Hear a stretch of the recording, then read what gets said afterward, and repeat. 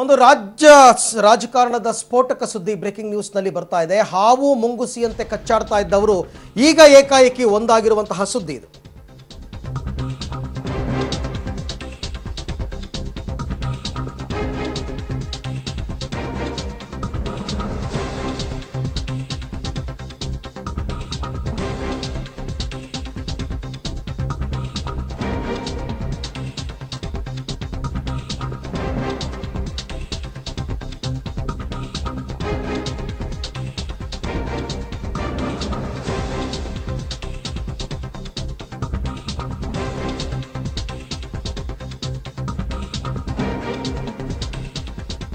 Okay, ರಾಜ್ಯ ರಾಜಕಾರಣದ ಸ್ಫೋಟಕ ಸುದ್ದಿ ಇದು. ಹಾವು ಮುಂಗುಸಿ ಅಂತ ಕಿತ್ತಾಡ್ತಾ ಇದ್ದ ನಾಯಕರು ಈಗ ರಾಜಿ ಆಗ್ತಾ ಇದ್ದಾರೆ.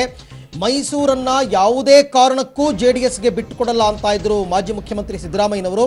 ಆದರೆ ಈಗ ದೇವೇಗೌಡರಿಗೋಸ್ಕರ ಮೈಸೂರನ್ನ ಬಿಟ್ಟುಕೊಡುವಂತಹ ನಿರ್ಧಾರಕ್ಕೆ ಬಂದಿದ್ದಾರೆ. ಅದು ಕೂಡ ಹೈಕಮಾಂಡ್ ನಾಯಕರ ಸೂಚನೆಗೆ ಒಪ್ಪಿ ಸಿದ್ದರಾಮಯ್ಯನವರು ಸೈ ಅಂತ ಹೇಳಿದ್ದಾರೆ. ಹಾಗಾಗಿ ಮೈಸೂರಿನಿಂದ ಮಾಜಿ ಪ್ರಧಾನಿ ದೇವೇಗೌಡರ ಸ್ಪರ್ಧೆ ಬಹುತೇಕ ಖಚಿತ ಅಂತ ಹೇಳಲಾಗ್ತಾ ಇದೆ. ಈ ಹಿಂದೆ ಮೊದಲು ಬೆಂಗಳೂರು ಉತ್ತರದಿಂದ ನಿಲ್ಲುವ ಬಯಕೆಯನ್ನು ವ್ಯಕ್ತಪಡಿಸಿದರು ದೇವೇಗೌಡರು. ಆದರೆ ವಿರೋಧಿಗಳು ಒಟ್ಟಾಗಿ ಸೋಲಿಸುವ ಭೀತಿಯ ಹಿನ್ನೆಲೆಯಲ್ಲಿ ಮೈಸೂರಿಗೆ ಶಿಫ್ಟ್ ಆಗ್ತಾ ಇದ್ದಾರೆ. ಹಾಗಾಗಿ ಮಾಜಿ ಪ್ರಧಾನಿ ದೇವೇಗೌಡರ ನಿರ್ಧಾರದಿಂದ ಹಾಲಿ ಸಂಸದ ಪ್ರತಾಪ್ ಸಿಂಹಗೆ ನಡುಕ ಶುರುವಾಗಿದೆಯಂತೆ. ಕ್ಷೇತ್ರ ಬದಲಾವಣೆ ಮಾಡೋದಕ್ಕೆ ಪ್ರತಾಪ್ ಸಿಂಹ ನಿರ್ಧಾರವನ್ನು ಮಾಡಿದ್ದಾರೆ. ಹಾಗಾಗಿ ನನಗೆ ಬೇರೆ ಕ್ಷೇತ್ರ ಕೊಡಿ ಅಂತ ಕೇಂದ್ರ ನಾಯಕರಿಗೆ ದುಂಬಾಲು ಬಿದ್ದಿದ್ದಾರೆ ಪ್ರತಾಪ್ ಸಿಂಹ ಅಂತಕ್ಕಂಥ ಮಾಹಿತಿ ಕೂಡ ಇದೆ. ಸೊ ಒಂದು ವೇಳೆ ಏನಾದರೂ ಇದು ಪಕ್ಕಾ ಆದರೆ ಹಾಸನವನ್ನು ಪ್ರಜ್ವಲ್ ರೇವಣ್ಣ ಅವರಿಗೆ ಬಿಟ್ಟುಕೊಟ್ಟು ತಮ್ಮ ಕ್ಷೇತ್ರವನ್ನು ಬದಲಾವಣೆ ಮಾಡ್ತಾರೆ ದೇವೇಗೌಡರು. ಮೈಸೂರು ಕೊಡಗು ಲೋಕಸಭಾ ಕ್ಷೇತ್ರದಿಂದ ಸ್ಪರ್ಧಿಸುವುದು ಬಹುತೇಕ ಖಚಿತ ಅಂತ ಹೇಳಲಾಗ್ತಾ ಇದೆ. ಓಕೆ, ಈ ಬಗ್ಗೆ ಮತ್ತಷ್ಟು ಮಾಹಿತಿಯನ್ನು ಪಡೆಯೋಣ. ನನ್ನ ಕೊಲೀಗ್ ಸುನಿಲ್ ನನ್ನ ಜೊತೆ ಇವಾಗ ನೇರ ಸಂಪರ್ಕಕ್ಕೆ ಬರ್ತಾ ಇದ್ದಾರೆ. ಸುನಿಲ್, ಶತಾಯಗತಾಯ ದೇವೇಗೌಡರಿಗೆ ಮೈಸೂರು ಬಿಟ್ಟುಕೊಡಲ್ಲ ಅಂತ ಇದ್ರು ಸಿದ್ದರಾಮಯ್ಯನವರು. ಅಗತ್ಯ ಬಿದ್ದರೆ ನಾನೇ ಸ್ಪರ್ಧೆ ಮಾಡಿಬಿಡ್ತೀನಿ ಅನ್ನೋ ಲೆಕ್ಕಾಚಾರದಲ್ಲೂ ಇದ್ರು. But all of a sudden ಹೆಂಗೆ ಬದಲಾವಣೆ ಆಯಿತು ಈ ಲೆಕ್ಕಾಚಾರ ಅಂತ? ಅರವಿಂದ್, ಈ ಹಿಂದೆ ತುಮಕೂರು ಅಥವಾ ಮೈಸೂರು ಎರಡರಲ್ಲಿ ಒಂದು ಕ್ಷೇತ್ರವನ್ನ ಜೆಡಿಎಸ್ಗೆ ಬಿಟ್ಕೊಡ್ಬೇಕು ಅಂತಿತ್ತು. ಆದ್ರೆ ತುಮಕೂರಲ್ಲಿ ಇವಾಗ ಅಲ್ಲಿ ಹಾಲಿ ಸಂಸದರ ಏನು ಮುದ್ದಹನುಮೇಗೌಡರು ಇದ್ದಾರೆ, ಅವರು ಕಾಂಗ್ರೆಸ್ನ ಒಂದು ನಿಮ್ಮ ಧ್ವನಿ ನನಗೆ ಕೇಳಿಸ್ತಾ ಇಲ್ಲ. ಮತ್ತೆ ನಾನು ಸಂಪರ್ಕ ಮಾಡುವಂತಹ ಪ್ರಯತ್ನವನ್ನ ಮಾಡ್ತೀನಿ. ಎಸ್ ಸುನಿಲ್, ಕೇಳಿಸ್ತಾ ಇದೆಯಾ ನನ್ನ ವಾಯ್ಸು? ಕೇಳಿಸ್ತಾ ಇದೆ. Yes please continue. ತುಮಕೂರಿನಲ್ಲಿ ಈಗ ಹಾಲಿ ಸಂಸದರ ಮುದ್ದಹನುಮೇಗೌಡರು ಏನಿದ್ದಾರೆ ಅವರು ಕಾಂಗ್ರೆಸ್ ಸಂಸದರಾಗಿದ್ದಾರೆ, ಮತ್ತೆ ಮೈಸೂರಿನಲ್ಲಿ ಬಿಜೆಪಿ ಸಂಸದರಿದ್ದಾರೆ. ಹಾಗಾಗಿ ಎರಡು ಕ್ಷೇತ್ರಗಳಲ್ಲಿ ಒಂದು ಕ್ಷೇತ್ರ ಕಾಂಗ್ರೆಸ್ಗೆ, ಒಂದು ಜೆಡಿಎಸ್ಗೆ ಬಿಟ್ಕೊಡ್ಬೇಕು ಅಂತಿತ್ತು. ಆದರೆ ಕಾಂಗ್ರೆಸ್ ಈ ಹಿಂದೆ ಗೆದ್ದಂಥ ಕ್ಷೇತ್ರಗಳನ್ನ ಕಾಂಗ್ರೆಸ್ಗೆ ಬಿಟ್ಕೊಡ್ಬೇಕು ಅನ್ನೋ ಒಂದು ಮಾತುಕತೆಯಿಂದ ಈಗ ಮೈಸೂರಿಗೆ ದೇವೇಗೌಡರು ಬಿಟ್ಕೊಡ್ಬೇಕು ಅಂತಾಗಿದೆ. ಈ ಹಿಂದೆ ಸಿದ್ದರಾಮಯ್ಯನವರು ನಾನು ಬಿಟ್ಕೊಡೋದಿಲ್ಲ ಅಂತ ಹೇಳಿದ್ರು. ಆದರೆ ಇವಾಗ ಅನಿವಾರ್ಯವಾಗಿ ಒಂದು ದೋಸ್ತಿ ಸರ್ಕಾರ ಏನು ಕೇಂದ್ರ ನಾಯಕರ ಒತ್ತಾಯದ ಮೇರೆಗೆ ಈಗ ಮೈಸೂರನ್ನು ಬಿಟ್ಕೊಟ್ಟಿದ್ದಾರೆ.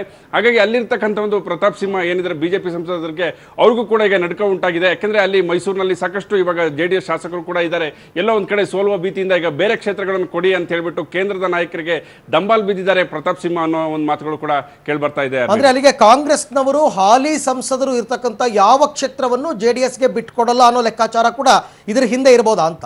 ಖಂಡಿತ ಅರವಿಂದ್, ಈ ಹಿಂದೆನೂ ಕೂಡ ಅದೇ ಒತ್ತಾಯ ಇತ್ತು. ನಾವು ಈ ಹಿಂದೆ ಅಷ್ಟೊಂದು ಮೋದಿ ಅಲಿಯಲ್ಲೂ ಕೂಡ ನಾವು ಇಲ್ಲಿ ಸಾಕಷ್ಟು ಕ್ಷೇತ್ರಗಳನ್ನ ಗೆದ್ದಿದ್ವಿ. ಇಡೀ ಇಂಡಿಯಾದಲ್ಲಿ ಹೈಯೆಸ್ಟ್ ಕ್ಷೇತ್ರಗಳನ್ನ ಒಂದು ಕರ್ನಾಟಕ ಗೆದ್ದಿತ್ತು. ಅಂತ ಸಂದರ್ಭದಲ್ಲೂ ಗೆದ್ದಂತ ಕ್ಷೇತ್ರಗಳನ್ನ ಈಗ ನಾವು ಜೆಡಿಎಸ್ಗೆ ಬಿಟ್ಕೊಟ್ರೆ ಅದು ತಪ್ಪು ಸಂದೇಶ ಹೋಗುತ್ತೆ. ಹಾಗಾಗಿ ಇಲ್ಲಿ ಯಾವ ಕಾಂಗ್ರೆಸ್ ಶಾಸಕರು ಈ ಹಿಂದೆ ಗೆದ್ದಿದ್ದಾರೆ ಅದೆಲ್ಲದಕ್ಕೂ ಕೂಡ ಕಾಂಗ್ರೆಸ್ಗೆ ಇರಲಿ, ಯಾವ್ಯಾವ ಇನ್ನು ಉಳಿದಂತೆ ಜೆಡಿಎಸ್ ಏನ್ ಕೇಳಿದ್ದಾರೆ ಅದನ್ನ ನಾವು ಜೆಡಿಎಸ್ಗೆ ಬಿಟ್ಕೊಡ್ಬೇಕು ಅನ್ನೋ ಒಂದು ಮಾತುಕತೆ ಏನಿತ್ತು ಅದು ಇವಾಗ ಪಕ್ಕಾ ಆಗಿದೆ. ಕಾಂಗ್ರೆಸ್ ಸಂಸದರು ಎಲ್ಲೆಲ್ಲಿ ಗೆದ್ದಿದ್ದಾರೆ ಅದೆಲ್ಲದಕ್ಕೂ ಕೂಡ ಕಾಂಗ್ರೆಸ್ಗೆ ಬಿಟ್ಕೊಡುವಂತ ಒಂದು ಸಾಧ್ಯತೆ ಇದು ಇವತ್ತಿನ ಒಂದು ಬೆಳವಣಿಗೆಯಿಂದ ದಿಟ್ಟ ಆಗಿದೆ. ಒಂದು ವೇಳೆ ಮೈತ್ರಿ ಪಕ್ಷದ ಅಂದ್ರೆ ಮೈತ್ರಿ ಸರ್ಕಾರದ ಒಮ್ಮತದ ಅಭ್ಯರ್ಥಿಯಾಗಿ ಮೈಸೂರಿನಿಂದ ದೇವೇಗೌಡರು ಕಣಕ್ಕಿಳಿದ್ರೆ ಯಾವ ರೀತಿ ಬದಲಾವಣೆಯನ್ನ, ರಾಜಕೀಯ ಬದಲಾವಣೆಯನ್ನ ನಿರೀಕ್ಷೆ ಮಾಡಬಹುದು ಸುನಿಲ್?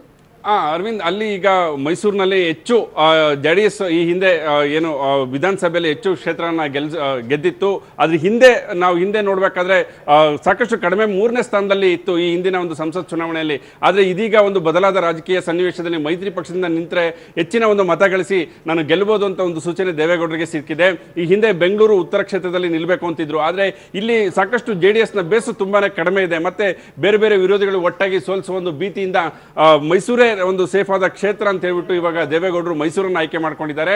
ಸಿದ್ದರಾಮಯ್ಯನವರು ಶತಾಯುಗತಾಯ ನಾನು ಬಿಟ್ಕೊಡೋದಿಲ್ಲ ಅಂತ ಹೇಳ್ತಾ ಇದ್ರು. ಆದರೂ ಕೇಂದ್ರ ನಾಯಕರ ಒತ್ತಾಯದ ಮೇರೆಗೆ ಅವರು ಬಿಟ್ಕೊಟ್ಟಿದ್ದಾರೆ. ಮತ್ತೆ ಲೋಕಸಭೆ ಚುನಾವಣೆಗೆ ಸಿದ್ದರಾಮಯ್ಯನವ್ರನ್ನ ನಿಲ್ಲಿಸಬೇಕಾದ್ರೆ ಕೊಪ್ಪಳದಿಂದ ನಿಲ್ಲಿಸುವಂತ ಸಾಧ್ಯತೆನೂ ಕೂಡ ಹೆಚ್ಚಾಗಿದೆ. ಅರವಿಂದ್, ಇನ್ನು ಪ್ರತಾಪ್ ಸಿಂಹ ಅವ್ರ ವಿಚಾರಕ್ಕೆ ಬರೋದಾದ್ರೆ, ಪ್ರತಾಪ್ ಸಿಂಹ ಒಳ್ಳೆ ಕೆಲಸವನ್ನ ಮಾಡಿದ್ದಾರೆ. ಯೂತ್ ಐಕಾನ್, ಜೊತೆಗೆ ಸಾಕಷ್ಟು ಯುವ ಜನತೆಯ ಬೆಂಬಲ ಇದೆ ಅಂತೆಲ್ಲ ಹೇಳ್ತಾರೆ ಮೈಸೂರು ಭಾಗದಲ್ಲಿ. ಆದರೆ ದೇವೇಗೌಡರು ನಿಲ್ತಾರೆ ಎಂದ ತಕ್ಷಣ ಕ್ಷೇತ್ರ ಬದಲಾವಣೆಗೆ ಚಿಂತನೆ ನಡೆಸ್ತಾ ಇದ್ದಾರಾ ಪ್ರತಾಪ್ ಸಿಂಹ ಹೇಗೆ? ಈಗ ಖಂಡಿತ, ಯಾಕಂದ್ರೆ ಅಷ್ಟೊಂದು ಯೂತ್ ಐಕಾನ್ ಎಲ್ಲದೂ ಇದ್ರೂ ಕೂಡ ಮೈಸೂರಿನಲ್ಲಿ ಸಾಕಷ್ಟು ಬಿಜೆಪಿ ಕ್ಷೇತ್ರಗಳನ್ನ ಗೆಲ್ಸ್ಕೊಂಡು ಬರ್ಲಿಕ್ಕೆ ಸಾಧ್ಯ ಆಗಿರಲಿಲ್ಲ. ಈ ಹಿನ್ನೆಲೆಯಲ್ಲಿ ಎಲ್ಲೋ ಒಂದ್ ಕಡೆ ದೇವೇಗೌಡರು ಇದು ಅವರ ಕೊನೆ ಚುನಾವಣೆ ಅಂತಾನೂ ಕೂಡ ಎಲ್ಲರೂ ಹೇಳ್ತಾರೆ. ಆಮೇಲೆ ಅವರ ವಯಸ್ಸಿನ ಆಧಾರದ ಮೇಲೆ ಎಲ್ಲದಕ್ಕೂ ಹೋಲಿಸ್ಕೊಂಡ್ರೆ ದೇವೇಗೌಡರಿಗೆ ಒಂದು ಅಲ್ಲಿ ಪ್ಲಸ್ ಪಾಯಿಂಟ್ ಜಾಸ್ತಿ ಪ್ಲಸ್ ಪಾಯಿಂಟ್ ಸಿಗುವಂತ ಸಾಧ್ಯತೆ ಹೆಚ್ಚಾಗಿದೆ. ಹಾಗಾಗಿ ದೇವೇಗೌಡರು ಇದ್ರಗಡೆ ಎಲ್ಲಿ ನಾನು ಒಂದು ಸೋಲ್ತೀನಿ ಅನ್ನೋ ಒಂದು ಭೀತಿಯಿಂದ ಅವರು ಇವಾಗ ಕೇಂದ್ರದ ನಾಯಕರಿಗೆ ಕ್ಷೇತ್ರ ಬದಲಾವಣೆ ಮಾಡಿಕೊಡಿ ಅನ್ನೋ ಒಂದು ಒತ್ತಾಯವನ್ನು ಮಾಡ್ತಾ ಇದ್ದಾರೆ. ಪ್ರತಾಪ್ ಸಿಂಹ ಅವರ ಒತ್ತಾಯಕ್ಕೆ ಹೈಕಮಾಂಡ್ ಮಣಿಯಬಹುದಾ? ಬೇರೆ ಅವಕಾಶ ಎಲ್ಲಿದೆ ಪ್ರತಾಪ್ ಸಿಂಹ ಅವರಿಗೆ ಹಾಗಾದ್ರೆ? ಇಲ್ಲ, ಈಗ ಬೇರೆ ಅವಕಾಶ ಯಾವುದೂ ಕೂಡ ಇಲ್ಲ. ಅವರು ಕೂಡ ನನಗೆ ಇಂಥ ಕ್ಷೇತ್ರಗಳನ್ನ ಕೊಡಿ ಅಂತ ಕೇಳ್ತಾ ಇಲ್ಲ, ಆದ್ರೆ ಕ್ಷೇತ್ರ ಬದಲಾವಣೆ ಮಾಡಿಕೊಡಿ ಅಂತ ಕೇಳ್ತಾ ಇದ್ದಾರೆ. ಆದ್ರೆ ಆಯ್ಕೆಗಳು ಎಲ್ಲೂ ಕೂಡ ಈಗ ಆಲ್ರೆಡಿ ಅಲ್ಲಿ ತಯಾರಿ ಮಾಡ್ಕೊಳ್ಳಲಾಗಿದೆ, ಯಾರ್ಯಾರು ನಿಲ್ಬೇಕು, ಯಾವ್ಯಾವ ಕ್ಷೇತ್ರ ಅನ್ನೋದು ಕೂಡ ಆಲ್ಮೋಸ್ಟ್ ಆಯ್ಕೆ ಆಗಿರ್ತಕ್ಕಂಥದ್ದು. ಹಾಗಾಗಿ ಪ್ರತಾಪ್ ಸಿಂಹ ಅನಿವಾರ್ಯವಾಗಿ ಒಂದು ಮೈಸೂರಿನಲ್ಲೇ ನಿಲ್ಬೇಕು, ಇಲ್ಲ ಅಂದ್ರೆ ಚುನಾವಣಾ ಕಣದಿಂದ ಹಿಂದೆನೇ ಸರಿಬೇಕಾದಂತ ಒಂದು ಪರಿಸ್ಥಿತಿ ನಿರ್ಮಾಣ ಆಗಿದೆ. ಈಗ ಲೆಕ್ಕಾಚಾರ ನೋಡೋದಾದ್ರೆ ಒಂದು ಪ್ರತಾಪ್ ಸಿಂಹ ಅವರ ಸುತ್ತಮುತ್ತಲ ಕ್ಷೇತ್ರಗಳನ್ನ ಆಯ್ಕೆ ಮಾಡ್ಕೊಳ್ಬಹುದು ಅಂತಂದ್ರೆ ಒಂದು ಚಾಮರಾಜನಗರದಿಂದ ಧ್ರುವನಾರಾಯಣ್ ವಿರುದ್ಧ ಸ್ಪರ್ಧೆ ಮಾಡಬೇಕಾಗುತ್ತೆ, ಇಲ್ಲ ಹಾಸನಕ್ಕೆ ಹೋಗೋದಾದ್ರೆ ಪ್ರಜ್ವಲ್ ರೇವಣ್ಣ ವಿರುದ್ಧ ಸ್ಪರ್ಧೆ ಮಾಡಬೇಕಾಗುತ್ತೆ, ಮಂಡ್ಯಕ್ಕೆ ಬರೋದಾದ್ರೆ ನಿಖಿಲ್ ವಿರುದ್ಧ ಸ್ಪರ್ಧೆ ಮಾಡಬೇಕಾಗುತ್ತೆ. ಎಲ್ಲವೂ ಕೂಡ ಟಫ್ ಫೈಟೇ. ಪ್ರತಾಪ್ ಸಿಂಹ ಅವ್ರಿಗೆ ಬೇರೆ ಆಪ್ಷನ್ಸೇ ಇಲ್ವಾ ಹಾಗಾದ್ರೆ ಅಂತ? ಬೇರೆ ಆಪ್ಷನ್ಸ್ ಇಲ್ಲ. ಈಗ ಆಲ್ರೆಡಿ ಹಾಸನದಲ್ಲಿ ಎ ಮಂಜು ಅವ್ರನ್ನ ನಿಲ್ಲಿಸಬೇಕು ಅನ್ನೋ ಒಂದು ಮಾತುಕತೆ ನಡೀತಾ ಇದೆ ಬಿಜೆಪಿಯಿಂದ. ಮಂಡ್ಯದಲ್ಲಿ ಈಗ ಆಲ್ರೆಡಿ ಅಲ್ಲಿ ಯಾವುದೇ ರೀತಿಯಂತ ಅಭ್ಯರ್ಥಿ ಇದುವರೆಗೂ ಕೂಡ ಘೋಷಣೆ ಮಾಡದೇ ಇದ್ರು ಸುಮಲತಾ ಅವರಿಗೆ ಬಹಿರಂಗವಾಗಿ ಬೆಂಬಲ ಕೊಡಬೇಕು ಅಥವಾ ಅಭ್ಯರ್ಥಿ ಆಯ್ಕಬೇಕು ಅನ್ನೋ ಚರ್ಚೆನೂ ಕೂಡ ನಡೆದಿದೆ. ಇನ್ನು ಚಾಮರಾಜನಗರದ ಮಟ್ಟಿಗೆ ಹೇಳ್ಬೇಕಂದ್ರೆ ಈ ಹಿಂದೆ ಕೆಲವೇ ಮತಗಳ ಅಂತರದಿಂದ ಸೋತಂತ ಅಭ್ಯರ್ಥಿಗೆ ಇನ್ನೊಂದು ಚಾನ್ಸ್ ಕೊಡಲೇಬೇಕು ಅನ್ನೋ ಒಂದು ಒತ್ತಾಯ ಕೂಡ ಕೇಳಿ ಬರ್ತಾ ಇದೆ. ಹಾಗಾಗಿ ಪ್ರತಾಪ್ ಸಿಂಹ ಅವರಿಗೆ ಬೇರೆ ಆಯ್ಕೆಗಳಿಲ್ಲ, ಒಂದು ಮೈಸೂರಲ್ಲಿ ನಿಲ್ಬೇಕು, ಇಲ್ಲ ಅಂದ್ರೆ ಕಣದಿಂದ ಹಿಂದೆ ಸರಿಲೇಬೇಕಾದಂತ ಪರಿಸ್ಥಿತಿ ನಿರ್ಮಾಣ ಆಗಿದೆ. ಸುನಿಲ್, ಥ್ಯಾಂಕ್ ಯು ತಮ್ಮೆಲ್ಲ ಮಾಹಿತಿಗಾಗಿ ಧನ್ಯವಾದ. ಸುಮಲತಾ ಅವರ ವಿರುದ್ಧ ಸಚಿವ ರೇವಣ್ಣ ಅವಹೇಳನಕಾರಿಯಾಗಿ ಮಾತನಾಡಿದ್ದು ತಮಗೆಲ್ಲ ಗೊತ್ತೇ ಇದೆ. ಆದರೆ ಅವರು ಆ ರೀತಿ ಮಾತನಾಡೋದಕ್ಕೆ ಮಾಧ್ಯಮದವರು ಕಾರಣ ಅಂತೆ. ಈಗ ಮಾಧ್ಯಮದವರ ಮೇಲೆ ಗೂಬೆ ಕೂರಿಸುವಂತಹ ಪ್ರಯತ್ನವನ್ನ ಮುಖ್ಯಮಂತ್ರಿಗಳು ಮಾಡಿದ್ದಾರೆ.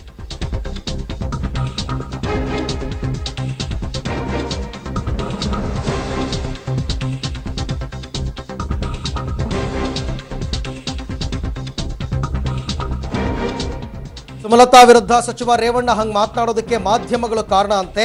ಮಾಧ್ಯಮಗಳು ಹಂಗೆ ಮಾತನಾಡೋದಕ್ಕೆ ಸಚಿವಣ್ಣ ರೇವಣ್ಣ ಅವ್ರನ್ನ ಪ್ರಚೋದನೆ ಕೊಟ್ಟರಂತೆ ಮಾಧ್ಯಮದವರು. ರೇವಣ್ಣ ಹೇಳಿಕೆಯನ್ನ ಮಾಧ್ಯಮಗಳ ತಲೆಗೆ ಕಟ್ಟೋದಕ್ಕೆ ನೋಡಿದ್ದಾರೆ ಮುಖ್ಯಮಂತ್ರಿ ಕುಮಾರಸ್ವಾಮಿ. ರೇವಣ್ಣ ಹೇಳಿಕೆಯಿಂದ ಯಾರಿಗಾದ್ರೂ ನೋವಾಗಿದ್ರೆ ಕ್ಷಮೆ ಕೇಳ್ತಾರಂತೆ. ನಮ್ಮ ಕುಟುಂಬ ಯಾವತ್ತೂ ಮಹಿಳೆಯರಿಗೆ ಅವಮಾನ ಮಾಡಿಲ್ಲ ಅಂತ ಹೇಳ್ತಾರೆ ಮುಖ್ಯಮಂತ್ರಿ. ಪ್ರಚೋದನೆಯನ್ನ ಕೊಟ್ಟು ಮಾಧ್ಯಮದವರೇ ರೇವಣ್ಣ ಅವರಿಗೆ ಹಿಂಗೆ ಹೇಳಿ ಸಾರ್ ಅಂತ ಹೇಳಿಸಿದ್ರ ಆಗಿರೋ ತಪ್ಪು ಆಗಿದೆ ಅಂತ ಹೇಳಿಕೊಂಡು ತಪ್ಪನ್ನು ತಿದ್ದುಕೊಳ್ಳೋ ಕೆಲಸ ಮಾಡಬೇಕೇ ಹೊರತು ಮೀಡಿಯಾದವ್ರ ಮೇಲೆ ಗೋಬೆ ಕೂರಿಸ್ತಕ್ಕಂಥ ಪ್ರಯತ್ನ ಇದು ಸಲ್ಲ. ಪದೇ ಪದೇ ಈ ರೀತಿ ಮಾಡ್ತಾ ಇದ್ದಾರೆ ಕುಮಾರಸ್ವಾಮಿ ಅವರು. ಅವ್ರನ್ನ ನಾನು ಕೇಳಿದೆ, ಯಾತಕ್ಕೆ ಯಾವ ಹಿನ್ನೆಲೆ ಒಳಗೆ ಈ ರೀತಿ ಹೇಳಿದ್ದೀರಿ ಅಂತ ದೆಹಲಿ ಹೋದಾಗ ಅವ್ರು ಹೇಳದಂತದ್ದು ಮಾಧ್ಯಮದ ಸ್ನೇಹಿತರೆ ಈ ರೀತಿ ಮಾಡಬಹುದಾ ಅಂತ ಹೇಳಿ ಒಂದು ತಿಂಗಳಲ್ಲಿ ಇಂತ ಒಂದು ಕುಟುಂಬದಲ್ಲಿ ಘಟನೆ ನಡೆದಿರ್ತಕ್ಕಂಥ ಹಿನ್ನೆಲೆ ಒಳಗೆ ಅವ್ರು ಇಷ್ಟು ಬೇಗ ಈ ತರ ಧುಮುಕಬಹುದಾ ಅಂತಕ್ಕಂಥ ಪ್ರಶ್ನೆಯನ್ನಿಟ್ಟಿದ್ದಾರೆ. ಅದು ನೀವು ತೋರಿಸಲ್ಲ. ಇವ್ರು ಅದಕ್ಕೆ ಉತ್ತರ ಕೊಟ್ಟಿದ್ದನ್ನು ಕಟ್ ಮಾಡಿ ತೋರಿಸ್ಕೊತೀರಿ. ಇವತ್ತು ಅವ್ರು ಹೇಳಿರ್ತಕ್ಕಂಥದ್ದು ಅವಶ್ಯಕತೆ ಇರಲಿಲ್ಲ. ಮಾಧ್ಯಮದ ಮಿತ್ರರು ಅವರಿಗೆ ಟೆಂಪ್ಟ್ ಮಾಡಿದ್ರು ಅದನ್ನು ಅವಾಯ್ಡ್ ಮಾಡಿದ್ರಾಗಿತ್ತು, ಈ ಸಮಸ್ಯೆನ ಉದ್ಭವ ಆಗ್ತಿರ್ಲಿಲ್ಲ. ಇಲ್ಲಿ ಪ್ರಶ್ನೆ ರೇವಣ್ಣ ಅವರು ಯಾವ ಕಾರಣಕ್ಕೆ ಹೇಳಿದ್ರು, ಯಾರೋ ಅದಕ್ಕೆ ಪ್ರೇರೇಪಕರು, ಅದೆಲ್ಲ ನಿಮ್ಮ ವಿಡಿಯೋಗಳನ್ನೇ ತೆಗೆದ್ರೆ ಸಿಗ್ತದೆ. ಆದ್ರೆ ಒಂದ್ ನಿಮಿಷ ಇರ್ರಿ, ಒಂದ್ ನಿಮಿಷ ಇರಿ. ಆದ್ರೂ ಅವರು ಕೇಳದಾಗಲೂ ಅವ್ರ ಎಚ್ಚರಿಕೆಯಿಂದ ಉತ್ತರ ಕೊಡಬೇಕಾಗಿತ್ತು. ಇವತ್ತು ಯಾವುದಾದ್ರೂ ಮಹಿಳೆಯರಿಗೆ ಇದರಿಂದ ನೋವುಂಟಾಗಿದ್ರೆ ನಾನು ರೇವಣ್ಣ ಅವರ ಪರವಾಗಿ ನಾನೇ ಕ್ಷಮೆ ಕೋರ್ತೇನೆ. ನಾಡಿನ ಜನತೆಗೆ, ನಾಡಿನ ಮಹಿಳಾ ಸಮುದಾಯಕ್ಕೆ ನಾನೇ ಕ್ಷಮೆ ಕೋರ್ತೇನೆ. ನಮ್ಮ ಕುಟುಂಬ ಎಂದು ಇವತ್ತು ಮಹಿಳೆಯರಿಗಾಗಲಿ ಸಾಮಾನ್ಯ ಜನತೆಗಾಗಲಿ ಎಂದೂ ನಾವು ಅಗೌರವ ಸಲ್ಲಿಸಿದಂಥವರಲ್ಲ. ಪ್ರತಿಯೊಬ್ಬರನ್ನು ಗೌರವಯುತವಾಗಿ ಕಾಣ್ತಕ್ಕಂಥ ಕುಟುಂಬ ನಮ್ಮದು. ಅದರಿಂದ ಇದನ್ನ ಹೆಚ್ಚು ಪ್ರೆಸಿಪಿಟೇಟ್ ಮಾಡ್ತಕ್ಕಂಥ ಅವಶ್ಯಕತೆ ಇಲ್ಲ. ಯಾರ್ದಾದ್ರೂ ಮನಸ್ಸುಗಳಿಗೆ ನೋವಾಗಿದ್ರೆ ನಾನು ಅವ್ರ ಪರವಾಗಿ ಅವರ ಕುಟುಂಬದ ಒಬ್ಬ ಸದಸ್ಯನಾಗಿ ನಾನೇ ಕ್ಷಮೆ ಕೋರ್ತೇನೆ. ಈ ಬಗ್ಗೆ ಮತ್ತಷ್ಟು ಮಾಹಿತಿ ಪಡೆಯೋಣ ನನ್ನ ಕೊಲೀಗ್ ಶ್ರೀನಿವಾಸ್ ಅವರಿಂದ. ಶ್ರೀನಿವಾಸ್, ಮಾಧ್ಯಮದವರ ಕೆಲಸನೇ ಪ್ರಶ್ನೆ ಕೇಳೋದು, ಉತ್ತರ ಕೊಡಬೇಕಾದ್ರೆ ಇವರು ಎಚ್ಚರಿಕೆಯಿಂದ ಜಾಣ್ಮೆಯಿಂದ ಉತ್ತರ ಕೊಡಬೇಕು. ಆ ರೀತಿ ಮಾಡದೇನೆ ಮಾಧ್ಯಮದವರ ಮೇಲೆ ಈ ರೀತಿ ಆರೋಪವನ್ನು ಹಾಕ್ತಕ್ಕಂಥದ್ದು ಎಷ್ಟರ ಮಟ್ಟಕ್ಕೆ ಸರಿ? ಅರವಿಂದ್, ರಾಜಕಾರಣಿಗಳ ಬಂಡವಾಳ ಇದೆ ಮೊದಲೇನಲ್ಲ. ಪ್ರತಿ ಬಾರಿ ಕೂಡ ತಾವು ಹೇಳಿದಂತಹ ಹೇಳಿಕೆಗಳನ್ನ ಏನಾದ್ರು ದೊಡ್ಡ ವಿವಾದ ಆದಂತ ಸಂದರ್ಭದಲ್ಲಿ ಅದನ್ನ ತಿರುಗಿಸೋದು ಮಾಧ್ಯಮಗಳ ಕಡೆ. ಈಗ ರೇವಣ್ಣ ಅವರ ಹೇಳಿಕೆಯನ್ನು ಕೂಡ ಸಿಎಂ ಕುಮಾರಸ್ವಾಮಿ ಅವರು ಅದೇ ರೀತಿಯಾಗಿ ಮಾಡಿರುವಂತದ್ದು. ಮಾಧ್ಯಮಗಳೇ ಅವರನ್ನ ಪ್ರವೋಕ್ ಮಾಡಿ ಈ ರೀತಿಯಾದಂತಹ ಮಾತುಗಳನ್ನ ಹೇಳಿಸಿದ್ದಾರೆ ಅನ್ನುವಂತ ಮಾತುಗಳನ್ನ ಸಿಎಂ ಕುಮಾರಸ್ವಾಮಿ ಅವರು ಹೇಳಿರೋದು. ಎಲ್ಲೋ ಒಂದ್ ಕಡೆ ಇದನ್ನ ನೋಡಿದ್ರೆ ತಮ್ಮ ಸಹೋದರನನ್ನ ಬಿಟ್ಕೊಡ್ಬಾರ್ದು ಅನ್ನುವಂತಹ ನಿಟ್ಟಿನಲ್ಲಿ ಸಿಎಂ ಅವರು ಈ ರೀತಿಯಾಗಿ ಮಾತನಾಡಿದ್ದಾರೆ ಅನ್ನುವಂತಹ ಅಂಶಗಳು ಗೊತ್ತಾಗ್ತದೆ. ನೀವು ಹೇಳಿದ್ದು ಕರೆಕ್ಟ್. ನಾವೇನೇ ಕೇಳಿದಕ್ಕೂ ನಾವು ಪ್ರಶ್ನೆಯನ್ನ ಕೇಳೋದಕ್ಕೆ ಇರೋದು, ಆದ್ರೆ ಅದನ್ನ ಉತ್ತರ ಕೊಡ್ಬೇಕಾದಂತ ಸಂದರ್ಭದಲ್ಲಿ ಯೋಚನೆ ಮಾಡಿ ಉತ್ತರ ಕೊಡ್ಬೇಕಾದಂತದ್ದು ರಾಜಕಾರಣಿಗಳ ಕರ್ತವ್ಯ. ಅದೇ ಅದನ್ನ ಮಾಡ್ಲಾರದೆ ಮೊದಲು ಮಾತಾಡಿ ಆಮೇಲೆ ಮಾಧ್ಯಮಗಳ ಮೇಲೆ ಹಾಕುವಂತದ್ದು ಇದು ಇತ್ತೀಚಿನ ದಿನಗಳಲ್ಲಿ ನಡ್ಕೊಂಡು ಬಂದಿದೆ ಅಂತದ್ದು. ಆದ್ರೂ ಕೂಡ ಸಿಎಂ ಕುಮಾರಸ್ವಾಮಿ ಅವರು ಈ ವಿಚಾರವಾಗಿ ಕ್ಷಮೆಯನ್ನ ಕೇಳಿರುವಂತದ್ದು ಒಂದು ಸಮಾಧಾನ ಅಂತ ಹೇಳ್ಬೋದು. ಓಕೆ ಶ್ರೀನಿವಾಸ್, ಥ್ಯಾಂಕ್ ಯು ತಮ್ಮೆಲ್ಲ ಮಾಹಿತಿಗಾಗಿ.